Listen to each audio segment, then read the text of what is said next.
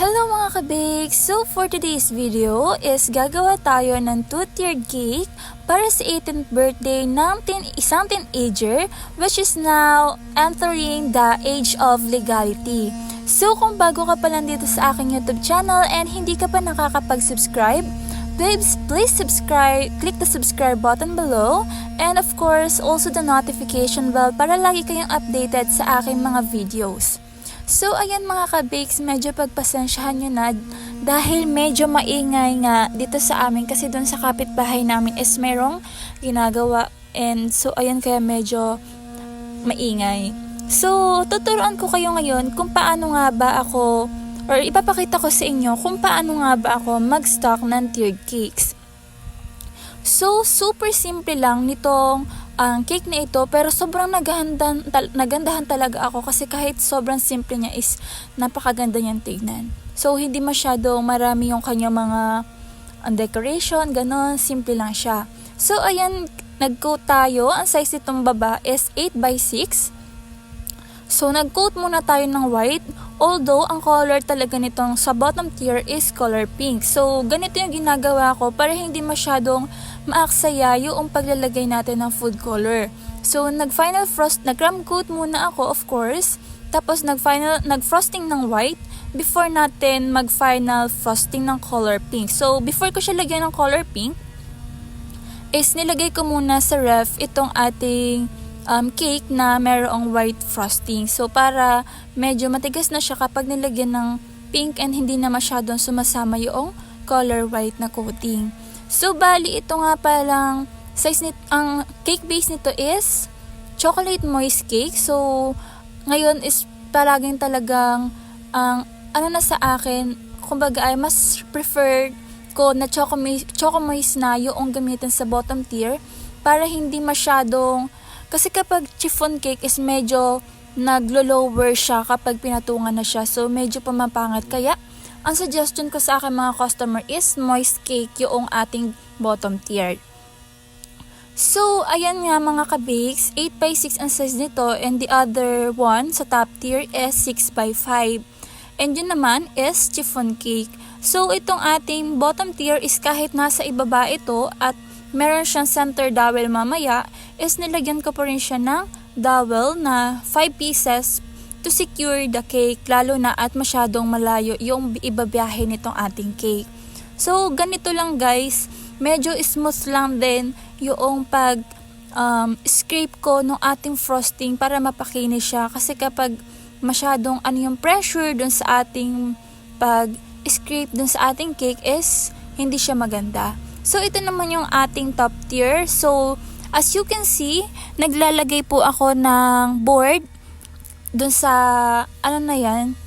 So to secure na rin para kasi ang aking nilalagay sa ilalim is glucose syrup which is pampadikit siya dun sa cake to secure and para sure na kahit ibahin natin siya ng malayo is hindi siya matatanggal or hindi siya lilinsad.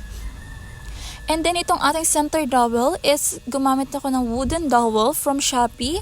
So ang cake base naman po nito is vanilla chiffon cake. So, ayun, tinanong ko nga si client kung ano yung gusto niya na or prefer niya na flavor ng ating top tier. Pero ang sabi niya is ako na daw ang bahala. So, ang nilagay ko na lang or ang ginawa ko na lang is vanilla chiffon cake since parang hindi pa siya ata nakaka-order sa akin ng ganong flavor.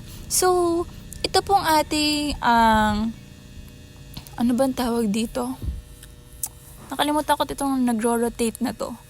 Is make sure ko naman na malinis siya before ko siya gamitin para makapagawa nitong top tier.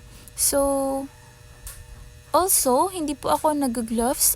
For the disclaimers, hindi po ako nag-gloves. Since kapag nga ganun is parang nakapul tapos ay hindi ako makapaghugas. So, ayan mga ka-bakes, ganito nga pala ako stock ng 2 tiers. So, gumagamit ako ng pan ng top tier para i-draw or para para ipantay kung saan ilalagay itong ating top tier. So, ayan guys.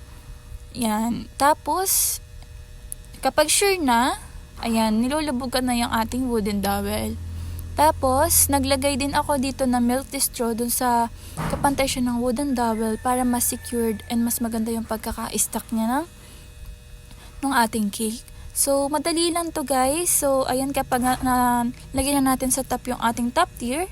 So, ayan, tatapal-tapal ulit tayo ng icing para mas maganda na siyang tignan. So, napakahirap lang talaga na mag-scrape kapag ganyan nakapatong na. So, unlike dun sa iba, talagang sanay na sila. So, ganito po ako mag-stock ng 2-tiered. So, kayo naman, kung mas prefer niyo yung pagpapatong-patungin muna sila before ilagyan ng dowel at lagyan ng final frosting, ay kayong bahala. Pero mas prefer ko po yung ganito.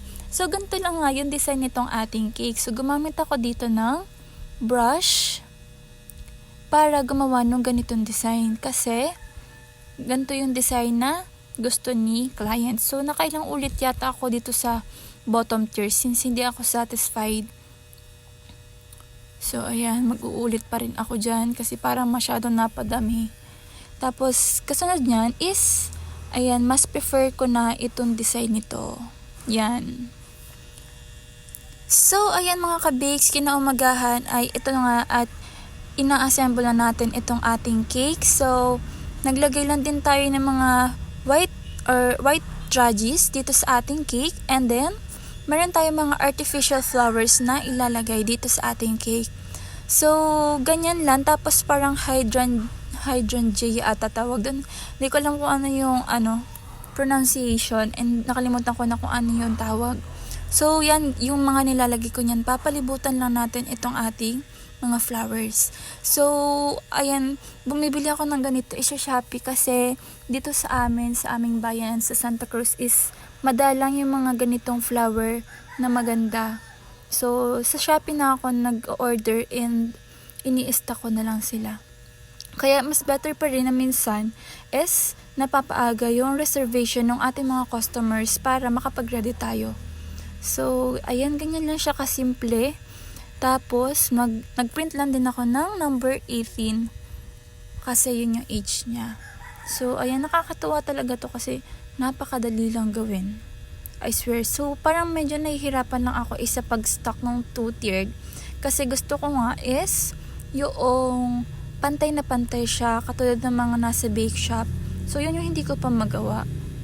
So, ayan, sabi nga, practice and practice until it's perfect. Ano? Perfect? Ano? Practice makes perfect. So, ayan na nga mga ka-bakes. Ilalagay na natin itong ating printable na number. So, ayan.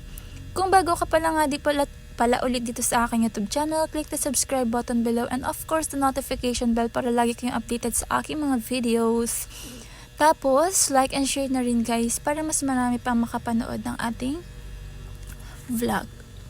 So, ayan, ito nga'y dadalhin doon sa Barangay Morales. So, make sure kapag naglagay kayo nito mga artificial flowers is nahugasan nyo siya. So, ito na po yung result ng ating 2-tiered cake. So, happy 18th birthday kay Eliza Joy Pizarra. And thank you so much sa pag-order palagi ng cake sa akin. And of course, aking mga viewers, thank you so much sa pag-view nitong ating vlog. And see you on my next vlog. Bye!